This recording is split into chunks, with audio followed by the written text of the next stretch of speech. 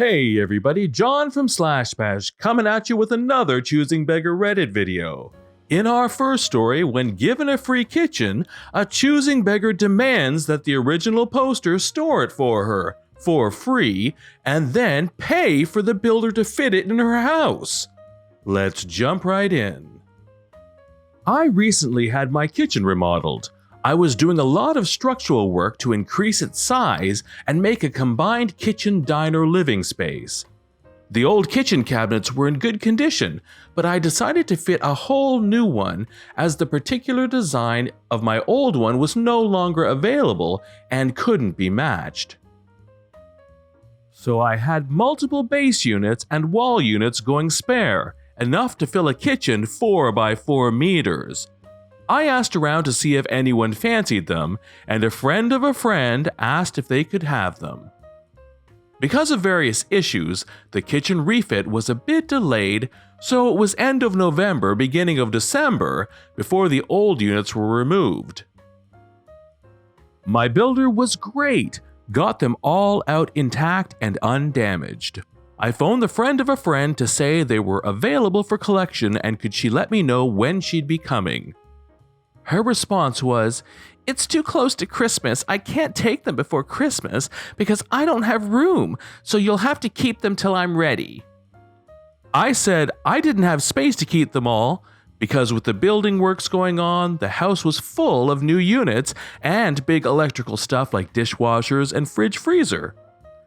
I said that there was a storage unit very close by, so she could rent a locker and put the units in there till she was ready.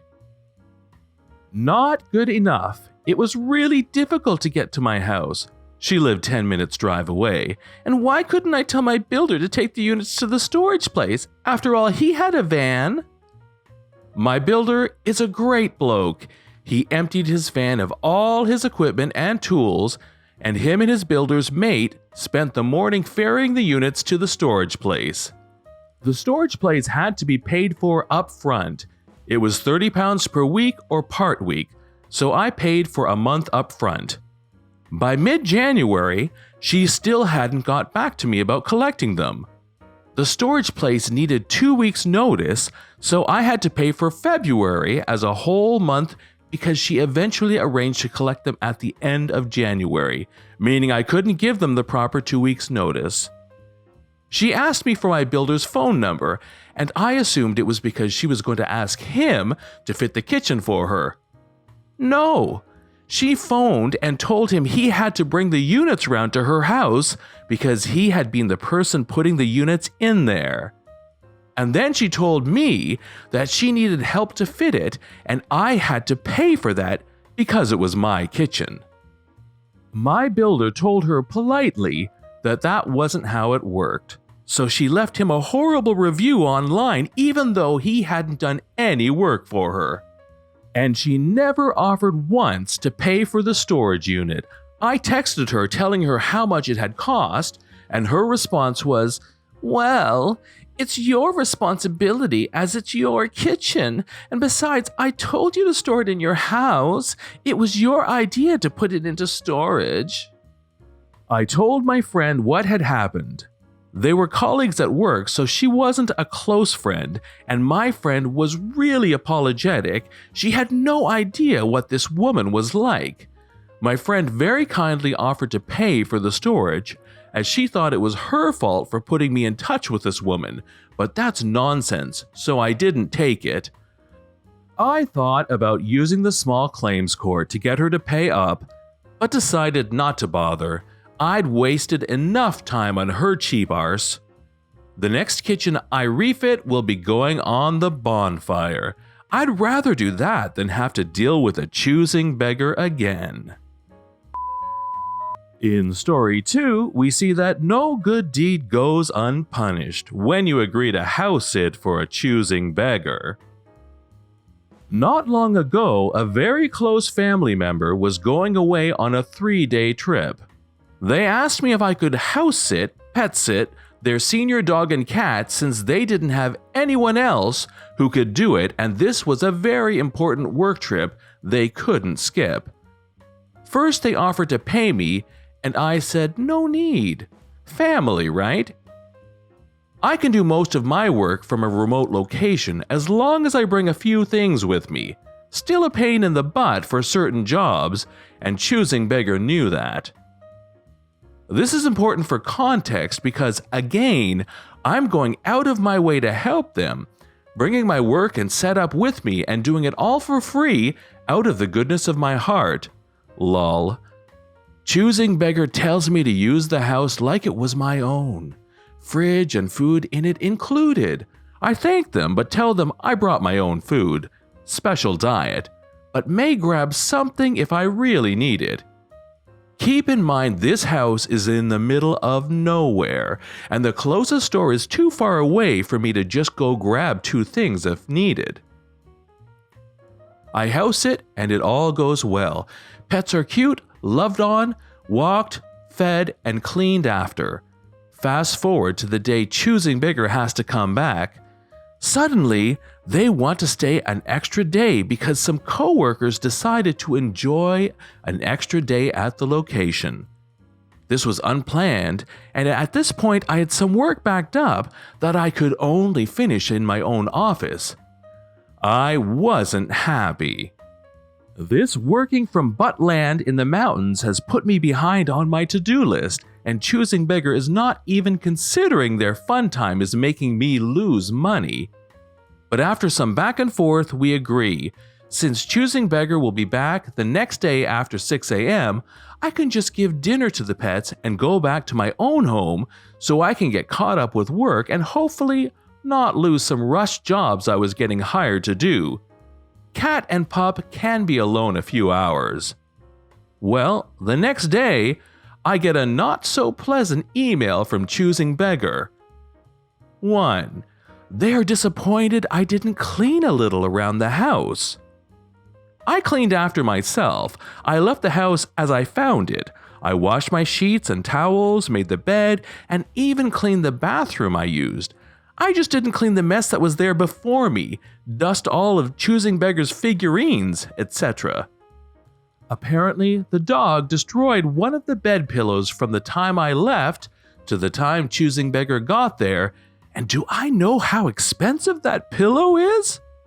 I should pay for it since it's my fault. Both pets roam the house freely, and I was specifically told to leave the master bedroom door open because the dog likes to sleep in Choosing Beggar's bed. So I just did what I was told. Also, that happened after I left, as we agreed. So... 3. I can PayPal them for the pillow and the food I ate.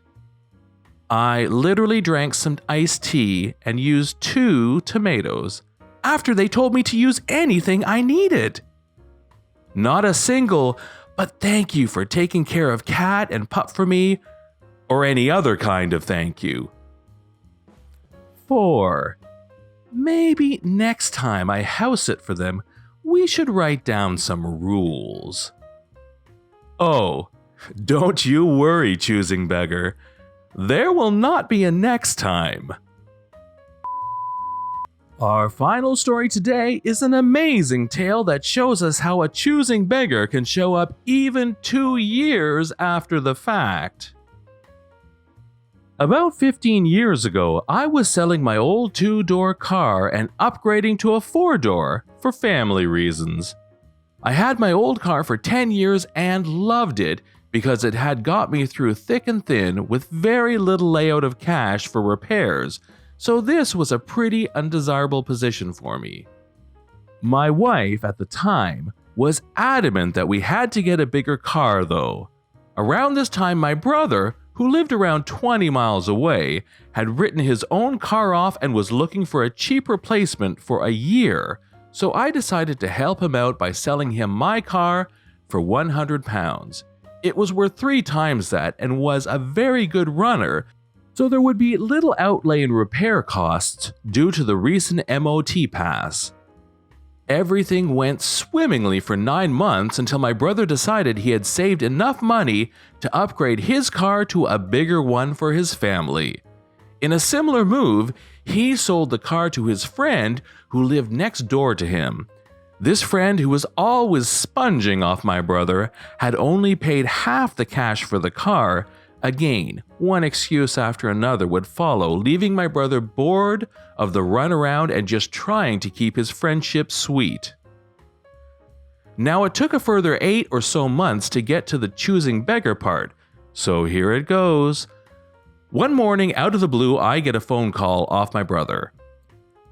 "There's a problem with the fuel pump on your car." "How do you work that out since I haven't seen you for ages?"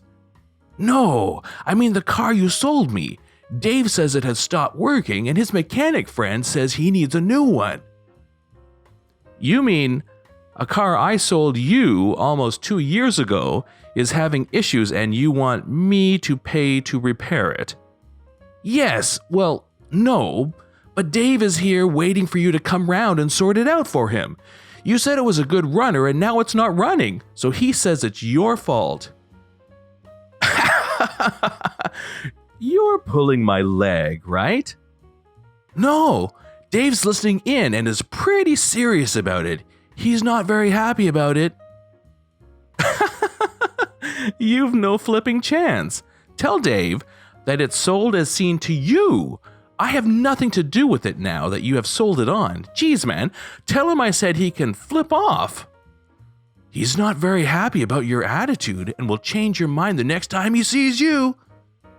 "Tell him I'm not arsed and I'm not paying his breakdown costs in future either." "Thanks for nothing." "You're welcome." This has been John from Slash Bash. Thanks for watching. Here at Slash Bash, we are trying to put together a small robot army. Unfortunately, we are a little short of the likes and subscribers we need to pay for them. Any help would be appreciated and will assure you a spot in the upcoming New World Order. Also, feel free to share this video with your friends. And we'll see you in the next one.